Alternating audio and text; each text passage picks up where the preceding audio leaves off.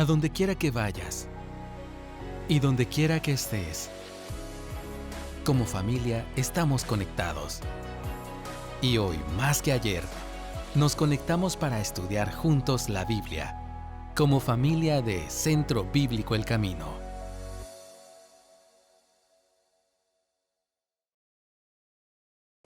Buenos días, hermanos. Gracias, Pablito.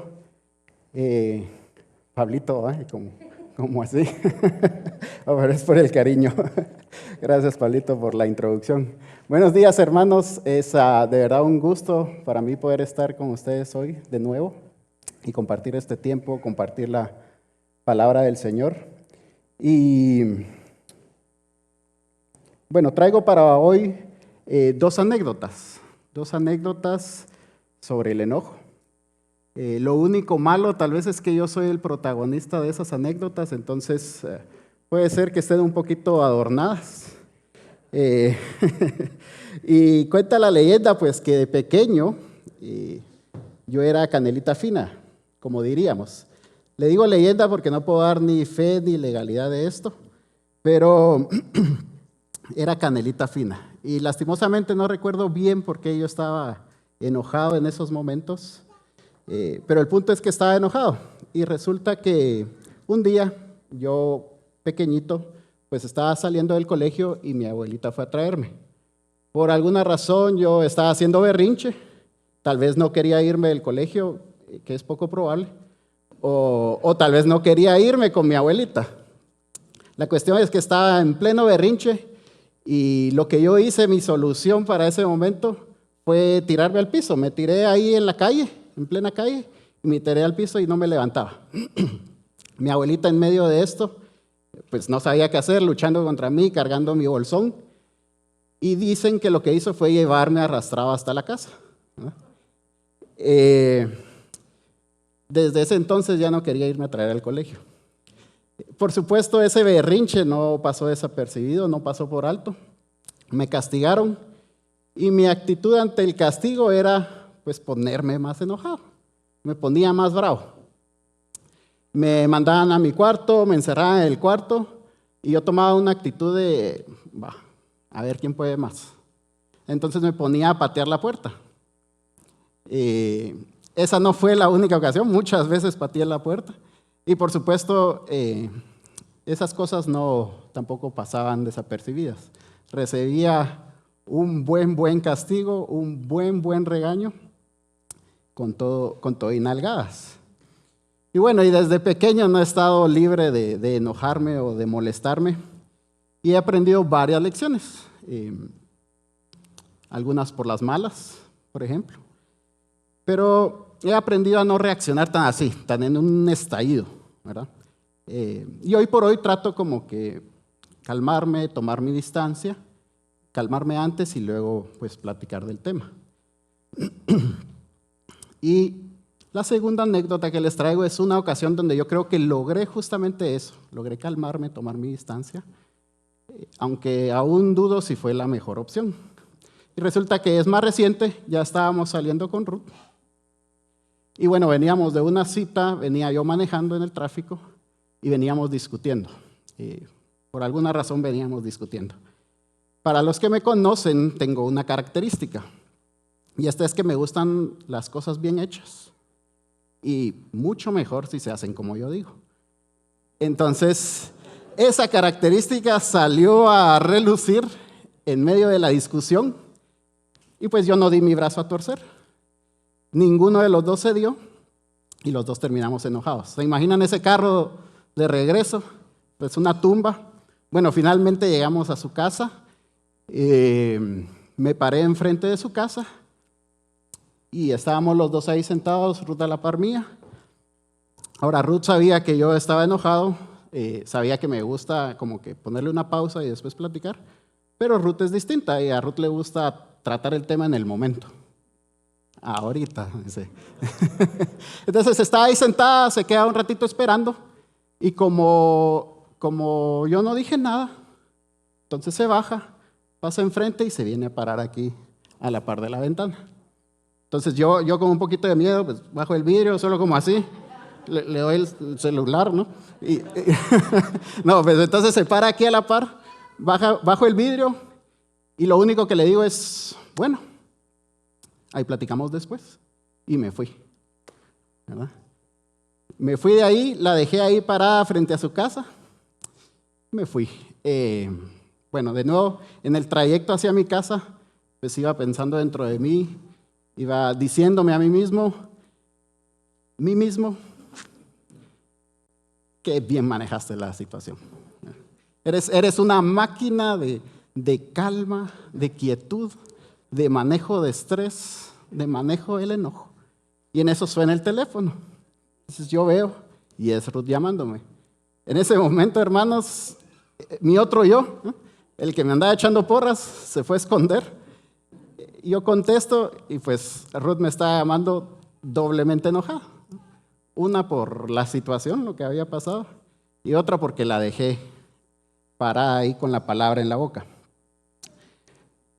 Pues gracias a Dios, como pueden ver, pudimos resolver la situación. Y hermanos, seguramente varios de nosotros tenemos algo que contar respecto al enojo.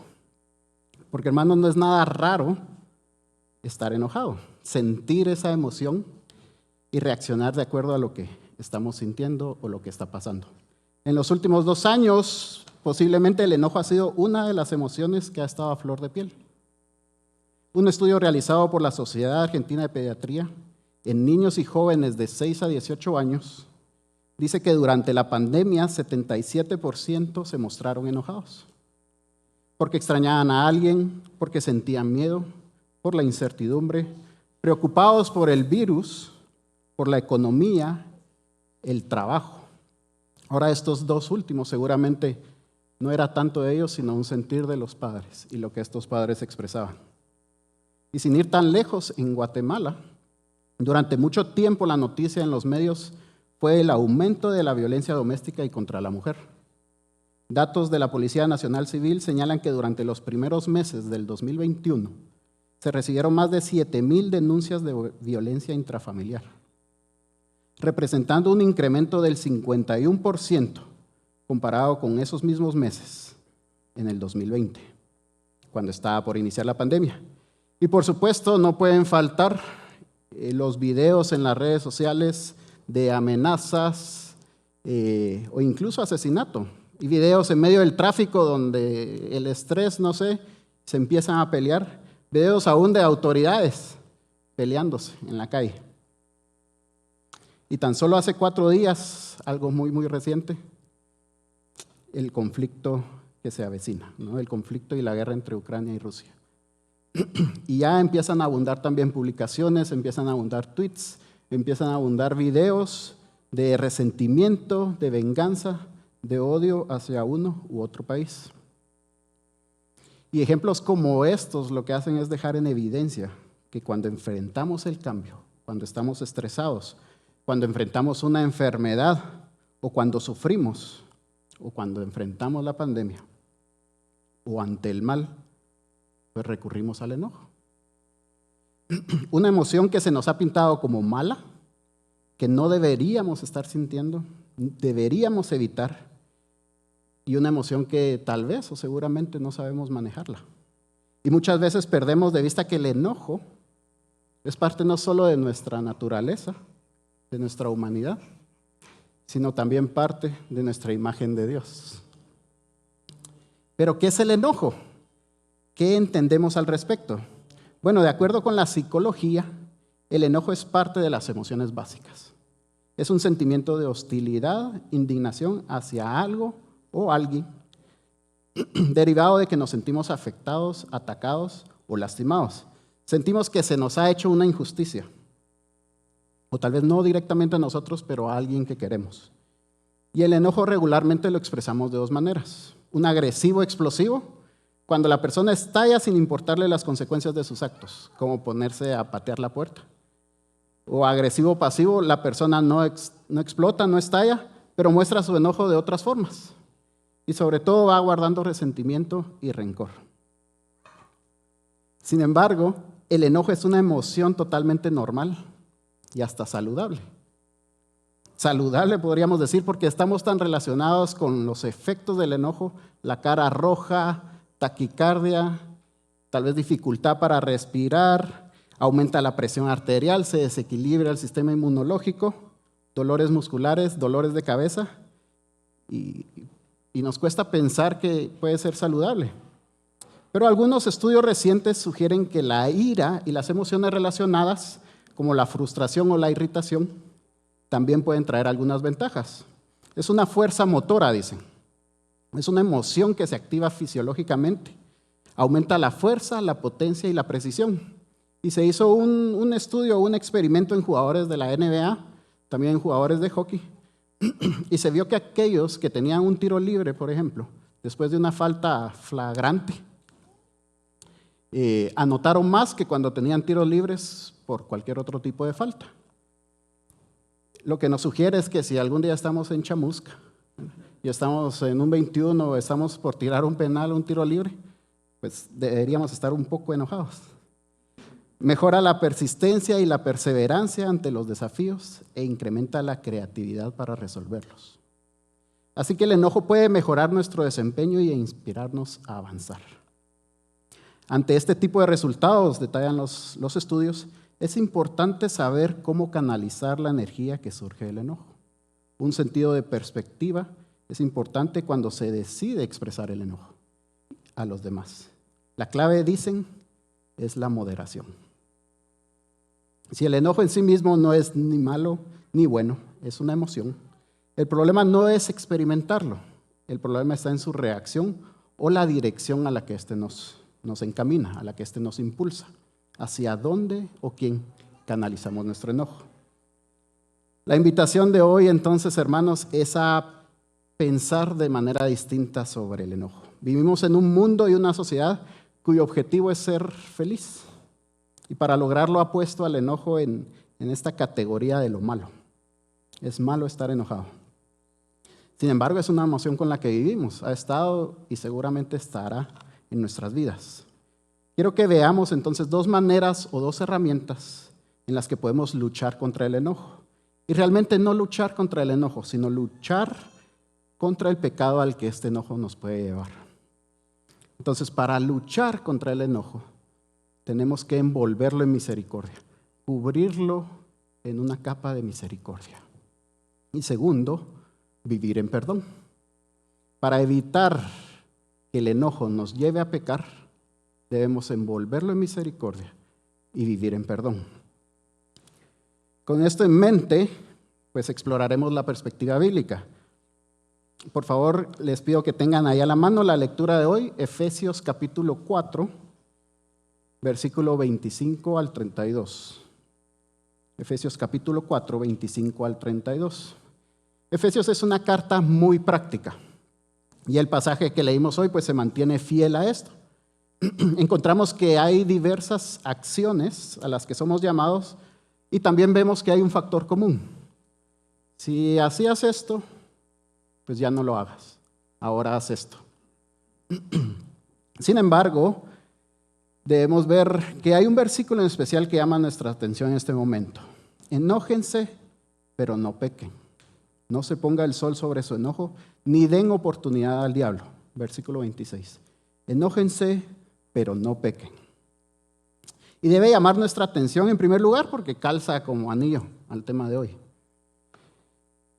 Pero también porque rompe con este patrón. Yo aquí en este pasaje yo no tengo, bueno, ¿y ahora qué hago?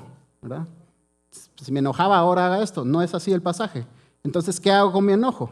Y hermanos, si solo tuviéramos este versículo, la verdad es que estamos un poquito en el aire. Podríamos acudir a técnicas de relajación, por ejemplo, contar hasta 10, que por supuesto funciona. O podríamos pensar, bueno, tal vez yo soy el que está exagerando. No fue para tanto. Podríamos inhalar y exhalar. Sobre todo porque podemos sentir que ya llevamos mucho tiempo enojados, que esto se está acumulando y hasta podemos imaginarnos al diablo ahí en una esquina, ¿no? Esperando con su celular, Google. ¿A qué hora se pone el sol hoy en Guatemala? Porque entonces, cuando se ponga el sol, habremos perdido. Le habremos dado oportunidad al diablo. Y aunque no tengamos explícitamente con qué acción puedo yo sustituir mi enojo, porque honestamente no existe tal cosa, Pablo sí nos da una clave a la cual regresaremos luego. Pero necesitamos entender qué hago con mi enojo desde la perspectiva de Dios. Y qué mejor que estudiando a Dios mismo, Dios con nosotros. En su libro La vida emocional de nuestro Señor, el teólogo Benjamin Warfield señala que sería contradictorio que un humano moralmente perfecto como Cristo no se enojara, ya que las emociones de indignación y enojo son parte de alguien que percibe la diferencia entre lo bueno y lo malo y reacciona apropiadamente al bien o al mal percibido. Un ejemplo de esto, entre varios que podríamos tener, lo podemos ver en Marcos capítulo 3, versículo del 1 al 5. No es necesario que lo busque, yo les narro la historia, Marcos 3, del 1 al 5. Y resulta que había un hombre que tenía la mano paralizada. Este hombre está en la sinagoga y un día sábado se encuentra con Jesús. Ahora a Jesús lo seguía una multitud de gentes, pues por quererlo oír, por ver lo que hacía, y muchos porque buscaban cómo acusarlo. Así que está Jesús el día sábado en la sinagoga, se encuentra con este hombre con la mano paralizada, y las personas que lo seguían, dice Marcos, no le quitaban la vista de encima, u otras versiones dicen lo observaban para ver si sanaba al enfermo el día sábado. Y esto para poder acusar a Jesús. Así que Jesús acepta este reto tácito, ¿no? Los hombres agarran esta situación como una prueba, vamos a ver si lo sana el sábado para tener con qué acusarlo. Y Jesús acepta como reto tácito y le dice al hombre que se ponga de pie en medio de todos y luego les pregunta, ¿es permitido hacer el bien o el mal el sábado?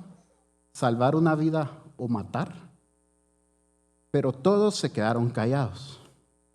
Y luego nos dice el relato, mirando Jesús con enojo a todos los demás y entristecido por la dureza de sus corazones, le dijo al hombre que extendiera su mano y la mano quedó sana. Y así como este ejemplo podemos encontrar varios donde vemos a Cristo enojado, pero quiero que observemos algo, que cuando nos enojamos no es sin razón, no es algo que aparece de la nada. Y Cristo no fue la excepción. Sin embargo, la razón de Cristo y las nuestras seguramente son muy distintas. Y es que en la raíz del enojo siempre hay dolor. La pregunta entonces sería, ¿qué causó el dolor en Jesús que lo llevó a enojarse? Y lo que encontramos en este pasaje, hermanos, es una profunda tristeza por la dureza de sus corazones. Y esta dureza le dolió al Señor. Le dolió porque estos hombres eran el vivo ejemplo de una condición de perdición, capaces de no hacer lo bueno, capaces de no ayudar o salvar a su prójimo por cumplir leyes impuestas y capaces de permitir que este hombre fuera sanado solo para tener argumentos con qué acusar a Jesús. Y hermanos, hice el ejercicio de imaginarme yo en esa situación, parado ahí en la sinagoga, haciendo lo que estaba haciendo Jesús. Y yo podría pensar otras maneras de expresar mi enojo. Mi reacción en mi imaginación fue pedir juicio, quizás leve, quizás merecido, una pequeña llovizna de fuego para todos los que estaban ahí. Y aunque tal vez era algo justificado, la realidad es que Cristo permanece sumamente superior aun cuando estoy imaginando. La reacción de Cristo fue distinta. La manera en que Él expresó su enojo fue muy diferente. En primer lugar, porque su enojo estaba bien orientado hacia la raíz del enojo. Se entristeció por la dureza de sus corazones y no hacia las personas que tenía alrededor. Y principalmente porque el enojo de Cristo iba envuelto en esta capa de compasión, en una capa de misericordia. Cristo, hermanos, pudo haber hecho muchas otras cosas, desde simplemente irse del lugar, dejar en visto al hombre echarle la culpa a los demás, decirle al hombre, hermano, estos no me respondieron, si logras que respondan, te sano, o pedir un juicio también. simplemente Él se compadece.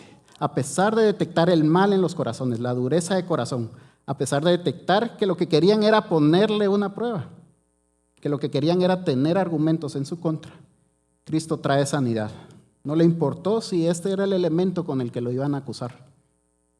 Él decidió traer sanidad a esta persona. En otros ejemplos se nos relata que Cristo enojado era movido a compasión.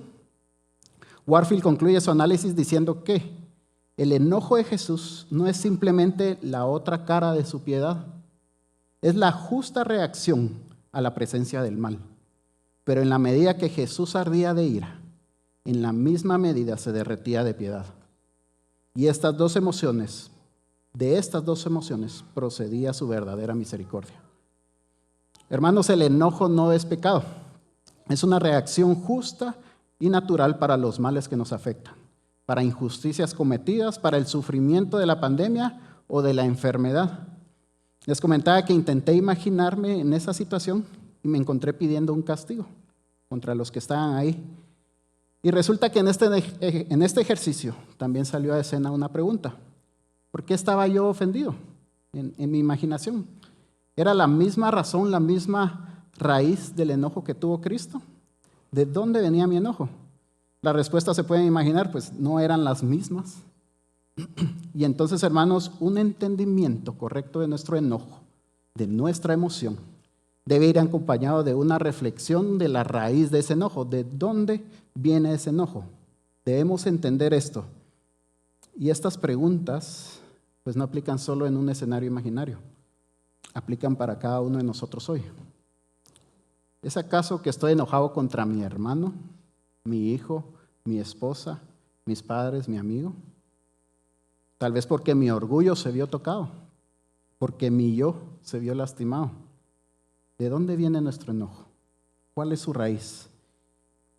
Y lo estoy expresando en una explosión de gritos, golpes, humillación, tal vez envuelto en egoísmo, queriendo impartir mi propia justicia. ¿O está envuelto y rodeado de compasión y piedad? Y sobre todo, ¿será que estamos siendo movidos a misericordia cada vez que nos enojamos? Hermanos, si somos imagen y semejanza de Dios, llamados a la estatura de la plenitud de Cristo, entendemos que la lucha no es contra el enojo, no es contra la emoción, no es contra mi hermano, sino contra la raíz, la dureza aún en nuestros propios corazones. Cuando siento que se ha hecho una injusticia, cuando siento que me han lastimado, mi arma no debería ser tomar ese enojo y pedir fuego del cielo. Mi arma debería ser tomar ese enojo y envolverlo en compasión. Necesitamos envolverlo en misericordia. Ahora, hermanos, esta compasión y misericordia que acabamos de platicar no es algo que nazca de la nada. Es más, nosotros no podemos producirla. Nace en el corazón de Dios mismo. Y yo quiero preguntarles, ¿quién de aquí recuerda o puede decir una ocasión de la historia donde tenemos el mayor ejemplo de ira envuelto en compasión, de ira envuelto en misericordia? Creo que solo hace falta ver detrás de mí y tener la respuesta, en la cruz. Y es que es en la cruz de Cristo donde tenemos la máxima expresión de esto. Es ahí también donde encontramos nuestra segunda herramienta. Acompáñenme de nuevo al pasaje en Efesios. Y en un inicio les comenté que veríamos que Pablo sí nos dejaba ahí una clave, una pista, que nos ayudaría a comprender nuestra lucha contra el enojo. O mejor dicho, como establecimos anteriormente, cómo luchamos contra la raíz de este o cómo evitamos que este nos lleve a pecar. Y vamos al verso 30 en adelante, Efesios 4, 30 al 32. Y dice así: y no entristezcan al Espíritu Santo de Dios, por el cual fueron sellados para el día de la redención. Sea quitada de ustedes toda amargura, enojo, ira, gritos, insultos, así como toda malicia. Sean más bien amables unos con otros, misericordiosos, perdonándose unos a otros, así como también Dios los perdonó en Cristo. Lo que quiero que notemos entonces o que resaltemos es este verso 32, perdonándose unos a otros, así como también Dios los perdonó en Cristo. Este perdón incluye el perdón de Dios hacia nosotros. el perdón entre nosotros, unos a otros, e incluso el perdón de uno mismo. Y este perdón, hermanos, es parte central de la lucha contra el enojo después de la tormenta. Es un distintivo de los hijos de Dios. En la tradición judía tenemos relatos de mártires, héroes de la cultura que defendieron a su pueblo, lucharon contra el imperio con valentía, intentaron agradar a Dios lo más que pudieron y por eso encontraron la muerte. Y uno de estos llama nuestra atención, es sobre el martirio de 7 hermanos y su madre. 7 hermanos y su madre fueron detenidos, los querían hacer comer carne de cerdo, que era prohibida por la ley.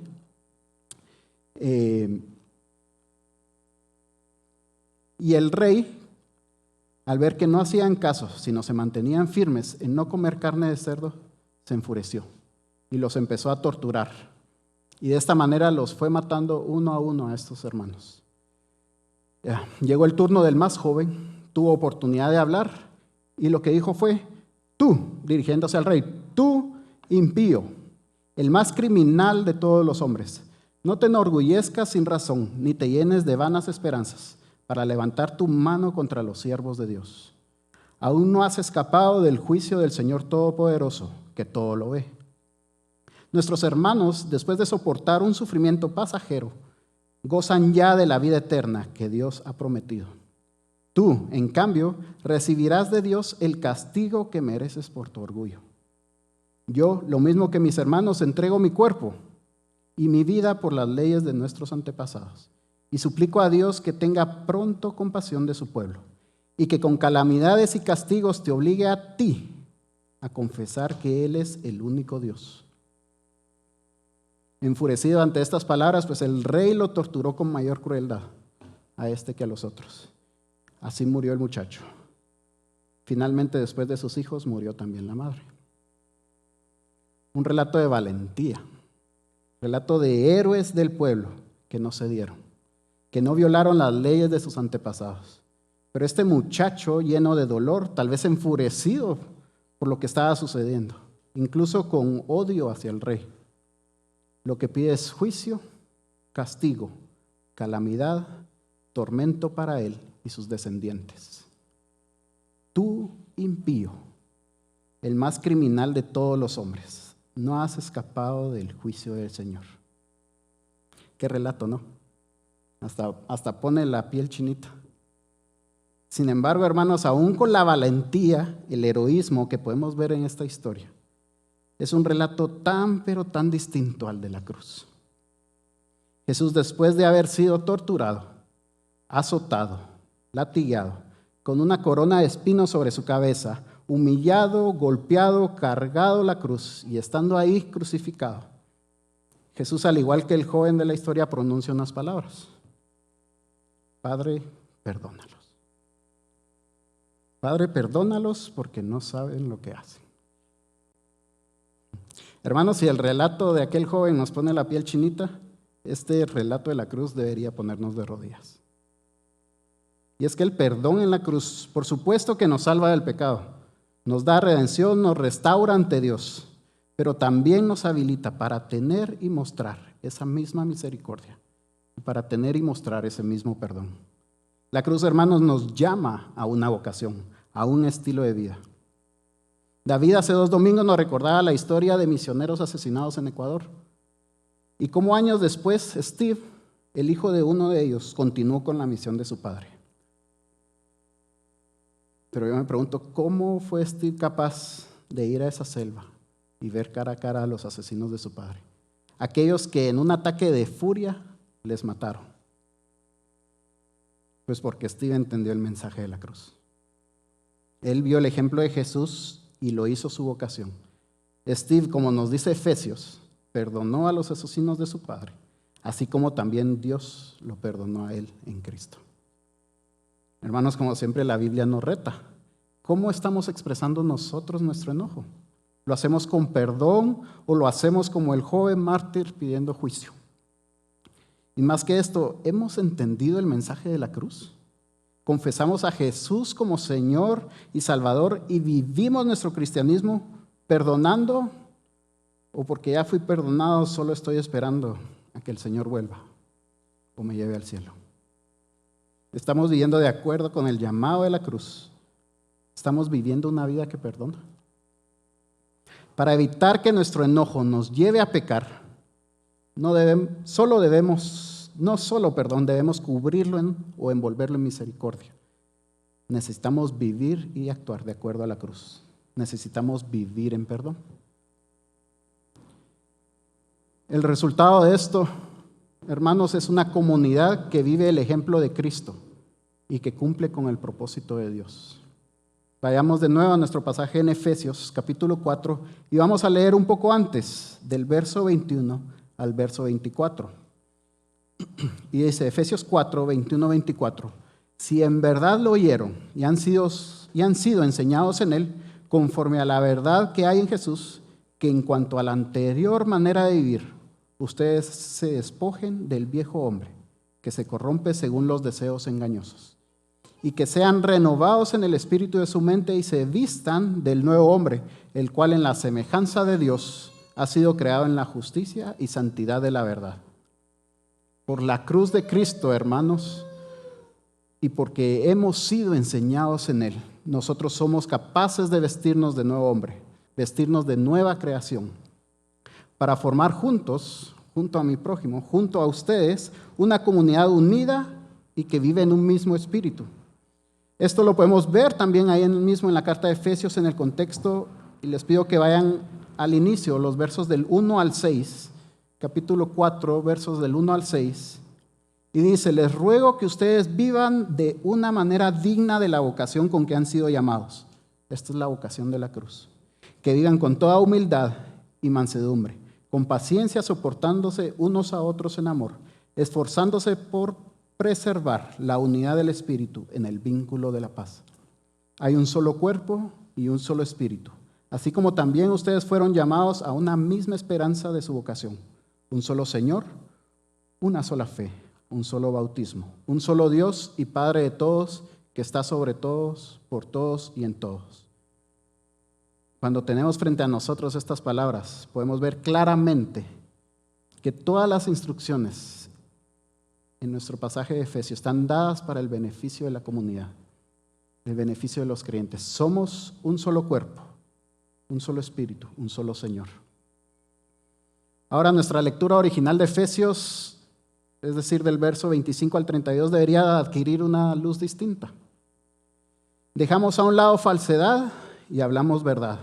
No robamos, sino trabajamos a fin de tener que compartir con el necesitado. No hablamos malas palabras, sino solo aquellas que edifican. Y por supuesto nos enojamos, pero no pecamos, sino envolvemos en misericordia ese enojo y perdonamos, así como hemos sido perdonados en Cristo. Hermanos, está bien enojarse.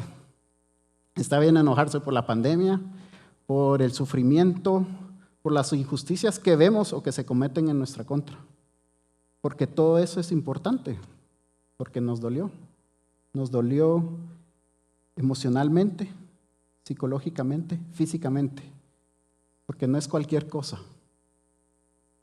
Está bien enojarse por las consecuencias que todos estos sucesos pueden traer, tal vez consecuencias financieras, dolor en nuestras familias, enfermedades, incluso la muerte de un ser querido.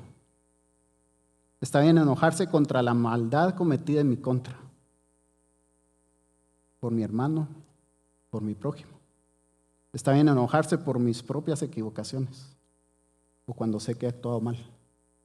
Está bien siempre y cuando seamos capaces de envolver nuestro enojo en misericordia y siempre y cuando podamos vivir y reflejar el perdón de Cristo. Porque solo de este modo, hermanos, nuestro enojo contribuye a formar y exponer al mundo lo que es una comunidad de creyentes. Una comunidad unida en un mismo Señor. ¿Por qué no oramos? Padre, te damos gracias en esta mañana porque eres bueno. Porque tú nos amaste primero y porque por ese amor tuviste compasión de nosotros en medio de tu ira. Porque en ese amor tuviste perdón hacia nosotros en medio de tu enojo. Te adoramos por tu ejemplo en la cruz, Señor. Y porque a través de este nos habilitas, nos permites, cada uno de nosotros, poder hacer lo mismo hacia nuestros hermanos y poder crear esta comunidad como tú la imaginas. Te pedimos, Señor, que nos guíes en digerir esta palabra, en aplicarla a nuestras vidas, en trasladarla a hechos prácticos, en que la próxima vez que estemos enojados, pues no pida fuego del cielo, sino pida ser movido a compasión. En tu nombre oramos. Amén. A donde quiera que vayas y donde quiera que estés, mantente conectado con Dios. Y también conéctate con nosotros a través de nuestras redes sociales. Hasta pronto.